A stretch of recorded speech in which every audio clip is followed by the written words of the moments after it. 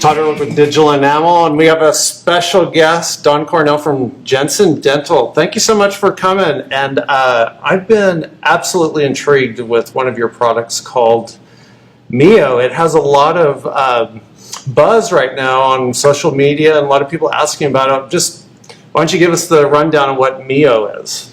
MIYO was designed maybe about 3 years ago. People ask how long it took to really develop MIYO, and I tell them about 35 years to develop it and about 1 week to put it together. Good. There was certainly a recognition of monolithic in dentistry and the growth of monolithic restorations. And as a ceramist for a very long time that was very focused on high-end aesthetics, seeing that monolithic coming, we really needed to have something that would allow us to really create that kind of artistry in a monolithic format. So MIYO is intended for just a straight zirconia restoration, lithium disilicates, anything, and just something to make it look more three-dimensional without stacking, right? Exactly. I mean, when you really look at it, any restoration, there's two components. There's MIYO color and there's MIYO structure, and even if you use both, you're going to be in less than 0.2.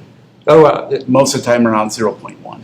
And that's pretty amazing because the amount of depth that you can get on top of this is really cool. In fact, you guys call it what you see is what you get, kind of in the computer lingo, but also color on top of color. Tell me about that. Yeah, so I mean, as a ceramist, in order to create something and really understand what you're going to get when it comes out of the furnace, when we're layering ceramics, that's a skill set that's developed over years and years and years. So we wanted to develop something where as you're building your color and your characterization, you could see it and realize it and know that when you fire it, that's exactly how it's going to come out of the furnace.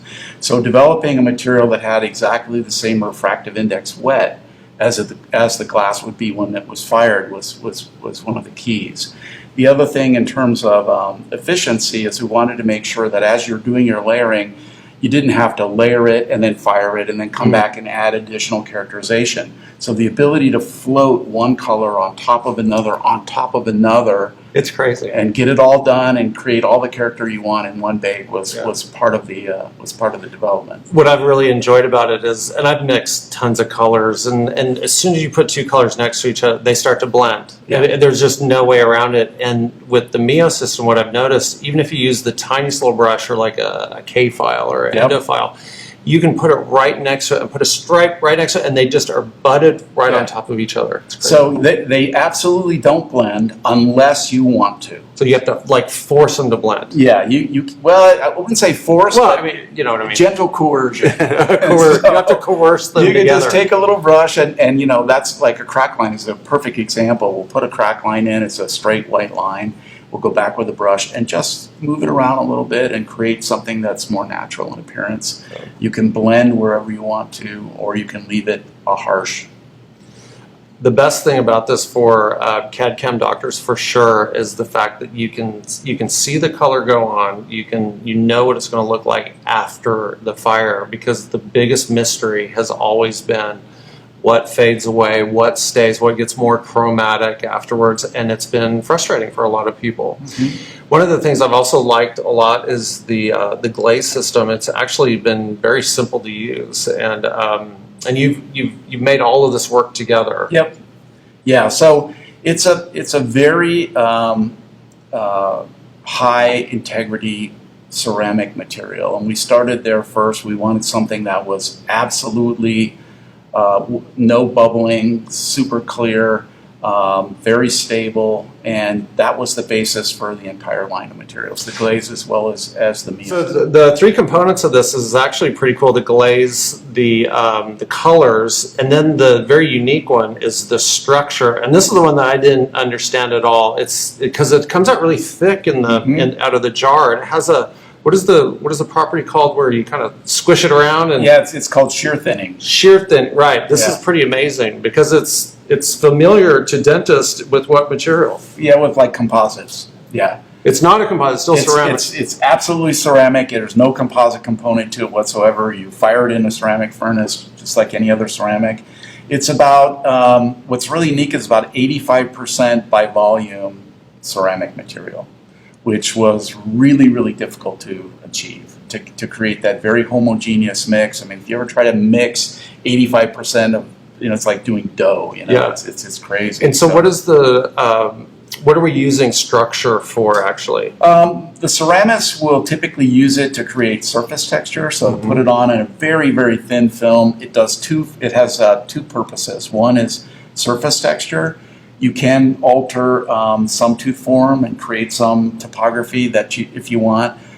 But primarily surface texture and scattering of light.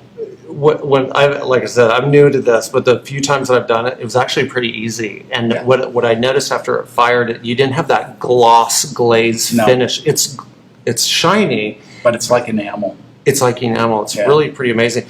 Can you show us how you kind of like Shear thin it? Yeah, sure. This is crazy because I ruined the first few jars. I put all the diluting liquid in it, thinking it was dried out. Yeah, when you first look at it, and you look at it inside the jar, it appears very dry and kind of chunky. You kind of see what it looks like there. So when you want to use it, you just kind of gather it together on one side of the jar, and then as you would knead dough, you literally just start kneading it against the glass like that. And an amazing transformation takes place. It becomes very pliable. Loosens up. Yeah, yeah. Yeah. It shear thins. Yeah. And that's a very unique property of this material. And once you get it to that state, then you can take it out, flatten it on your palette, and pick it up with a brush and put it on and shape it and do whatever you want with it. Yeah, and you can get it down to like what kind of thickness of layer? Less than 0.1. Yeah. Less than 0.1. So again, I'm still an amateur at all this. You lay down the colors and you can get like mamelons and translucent effect, and then you fire that, and then this is a second fire on top of it. It's a second fire, yeah. You have to, because of the viscosity of this and the flowability of the you colors, push all that around. you push it all around. Yeah. So you set fire that, and then you come back and you apply a thin skin over the surface. And again, if you want to change the shape, add some surface topography, add a contact. If you're missing a contact, you can do all of that. And then when you've got the shape you like, you can use a variety of different brushes. You've got 3 different brushes here in the MIYO system, which were specifically designed for that. We've got this. This is awesome. What do you call that one? It's just a fan brush. Somebody called it a peacock brush. Okay. Well, I didn't think of that one. But so you can see when you look at it this way, it's just literally almost a single row of hairs this way.